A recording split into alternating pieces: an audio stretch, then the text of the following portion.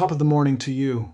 Horror in gaming is one of the most difficult genres to get right, in my opinion, and on top of that, it's also subjective.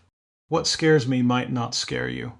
So, rather than trying to talk about rules that are set in stone, I'm going to lay out various principles that I try to adhere to when I'm trying to run a horror game. Some will be basic, but I thought I'd include them for the newer GM in case they have not heard them before. But by far the most important thing is player buy-in. I cannot stress this enough. The players need to be invested from the off. Most decent players will be on board with this already because they will want to be scared, especially if they love the genre. But some new players or people that joke about a bit too much may need a quick, gentle reminder just so they can get in the zone. Once everyone is invested, that's a lot of the heavy lifting done. Now the GM is left to do the rest. I'd also consider making the environment conducive for the game's atmosphere. That is to say, try and keep all distractions to a minimum.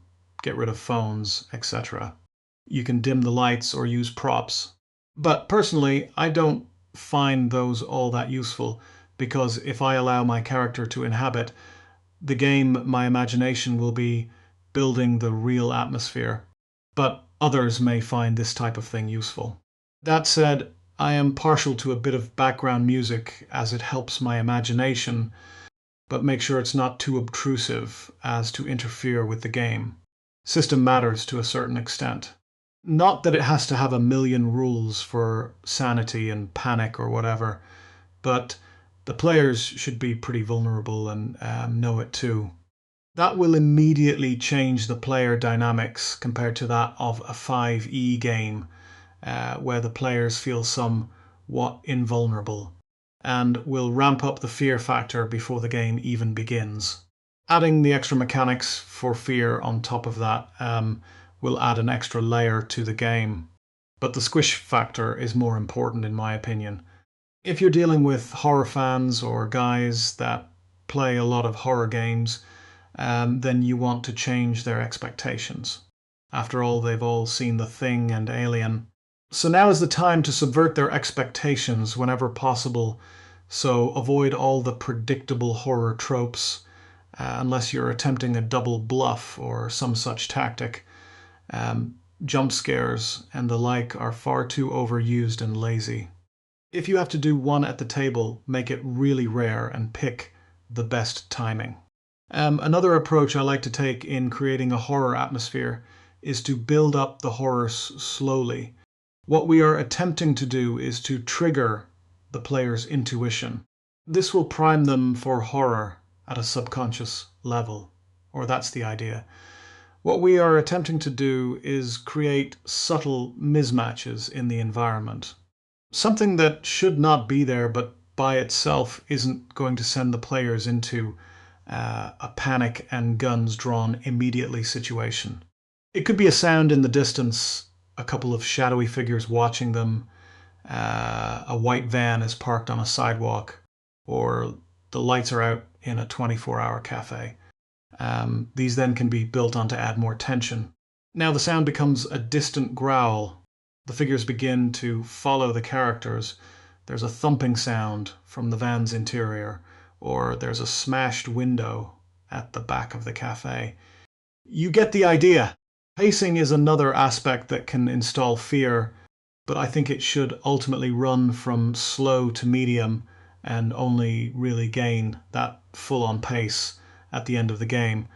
Think of that big dramatic climax in the movies.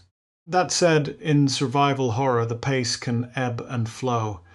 The game's speed can vary, but it should never be constant because your players will become inoculated to the all-out action. But bringing it back down again and let them decompress is a great way of letting them become comfortable only to be thwarted again as the threat returns. But ultimately, even with the ebb and flow, the fastest pace should always be left until the very end. Depending on the game, the players should also realize that there are worse things than character death. There's insanity or burning for eternity. Perhaps it's possible for them to lose control and attack or kill one of their siblings, friends, or even their own families. Or the entity makes them go on a killing spree rampage. You can just use your imagination with that one.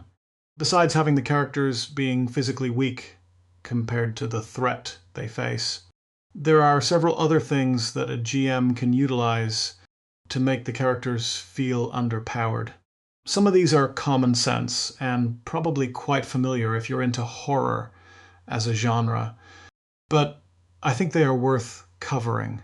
Isolating characters will make them feel helpless and will cut them off from any potential help.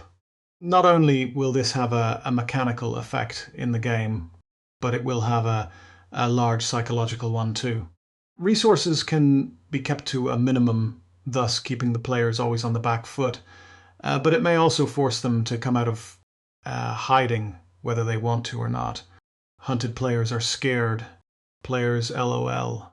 Think of using fog, darkness, storms, or ice, where the character's senses are limited, and if they travel too far, they become lost or suffer from hypothermia or worse. Seeing fleeting shadows is an oldie but a goodie, as well as mysterious shapes in the mist, and make things always just out of sight and reach until the time is right. Unusual sensations like cold spots, or when the familiar breaks down and becomes surreal.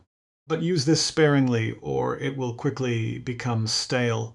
The environment itself can be like its own character out to hamper the characters as much as possible. Again, subtle is better. Depending where the characters are, you can make them totally disorientated by making paths disappear or moving doors. This can also make the players feel like they are losing their grip on reality. Think of the Blair Witch. It felt that the witch was manipulating the forest, so no matter where they turned, they could never get out. It doesn't really matter what game you're playing, but it's easy to make things more frightening by just adding a few details that cause that mismatching. For example, your agents are pulled over by the cops for a routine check. Nothing too out of the ordinary, but what if both cops had matching tattoos on their little fingers? Are they part of the cult or coven you've been after? Even in a fantasy game, your fighter and thief come across an injured dwarf who asks for aid. But then he shape changes into a creature like the Thing. Now the players are afraid. Again, this is another tried and true method and should be pretty obvious, of course, but making creatures immune to mundane weapons will really put your players on edge, especially for contemporary horror.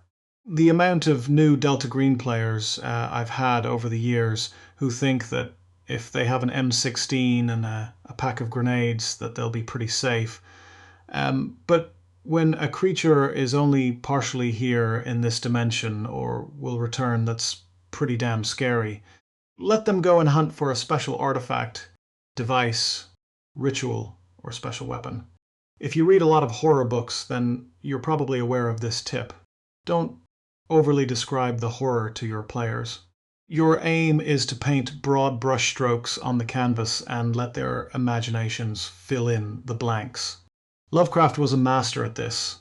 The players' own heads will do your work for you as long as you give them the cues to get the ball rolling. The best writers are generally able to describe a lot with very few words. One very important point here is that the characters should always feel overwhelmed and maybe even helpless, but there must be hope.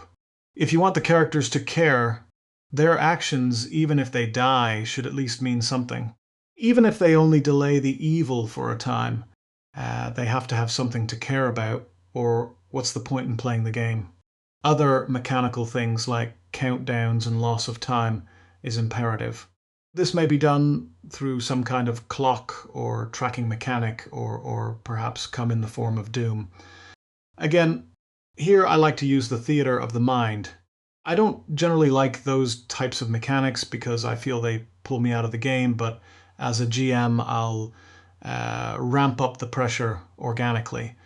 The horror is always moving and getting closer as the players dally.